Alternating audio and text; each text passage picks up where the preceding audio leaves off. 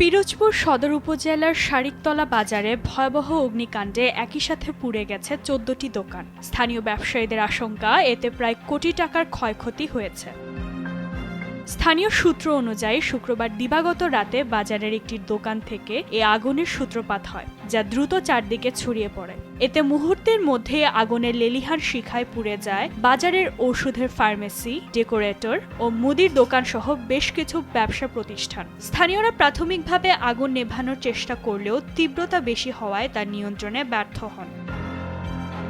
এদিকে অগ্নিকাণ্ডে খবর পেয়ে পিরোজপুর ফায়ার সার্ভিসের সদস্যরা ঘটনাস্থলে পৌঁছে দীর্ঘ প্রচেষ্টার পর আগুন নিয়ন্ত্রণে আনতে সক্ষম হন। ফায়ার সার্ভিসের তথ্য অনুযায়ী বাজারের একটি চায়ের দোকান থেকে এই আগুনের সূত্রপাত ঘটে। এটা রাত্র 1:10 সময় এই আগুনের সূত্রপাত ঘটে একটি চায়ের দোকান থেকে, এবং আমরা তাৎক্ষণিকভাবে 1:15-র দিকে ফায়ার সার্ভিসকে ইনফর্ম করি। ফায়ার সার্ভিস 1:50-এর সময় ঘটনাস্থলে এসে তারা আগুন নিয়ন্ত্রণ করে। আমার 4টি দোকান পুরো সব ছাড়খাড় হয়ে গেছে।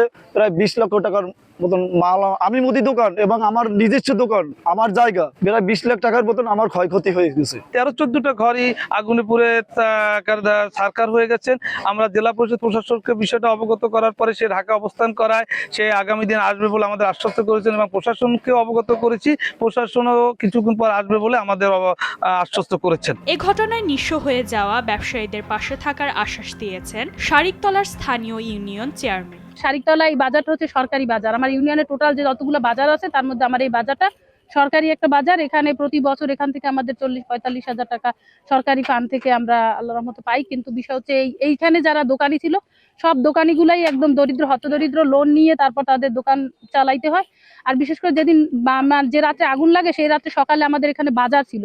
বাজার করে বাজার স্থানীয় লোকালে যারা বেচা কেনা করে সমস্ত জিনিসপত্র তারা দোকানেই বড় দোকানেই মানে রাখছে। আর মুদি মনিহারি বেশি, দোকানগুলো মুদি মনিহারি বেশি, 5টা-6টা মুদি মনিহারি ছিল, তাদের মানে ছিল ইনভেস্ট ছিল এখানে অনেক বেশি, প্রায় 7-8-10 লাখ টাকার মতো। আর আমরা ইউনিয়ন পরিষদ এই ব্যাপারে ইউনিয়ন পরিষদে বসবো, স্থানীয়ভাবে আমরা যতটুকু সাহায্য সহযোগিতা করার দরকার, সার্বক্ষণিক খোঁজ খবর নেওয়ার দরকার, উপজেলা থেকে শুরু করে ডিসি অফিস যেখানে জানানোর দরকার আমরা সেই কাজটা সারছি। এখন আমাদের নিজে থেকে বসে আমরা এদের কতটা সাহায্য সহযোগিতা করতে পারি এটা আমরা অবশ্যই চেষ্টা করব। তবে সব হারিয়ে এখন খোলা আকাশের নিচে দিশেহারা এই ক্ষুদ্র ব্যবসায়ীরা। দ্রুত সরকারি সহায়তার দাবি জানিয়েছেন তারা। দেশ টিভি নিউজ ডেস্ক।